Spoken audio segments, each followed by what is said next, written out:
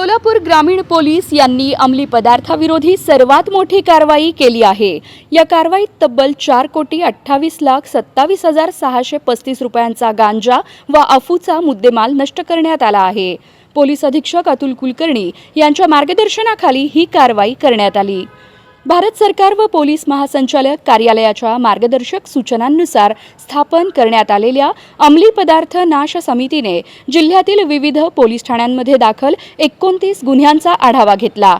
या कारवाईत सोलापूर तालुका, मोहोळ, मंद्रुप, वळसंग, बार्शी शहर, वैराग, कुर्डुवाडी, करमाळा, पंढरपूर, मंगळवेढा, अकलूज आदी पोलीस ठाण्यातील गुन्ह्यांमधून जप्त करण्यात आलेला 1697 किलो 429 ग्राम गांजा तसेच 19 किलो 618 ग्राम अफूची झाडे असा एकूण 4 कोटींपेक्षा अधिक किमतीचा मुद्देमाल होता।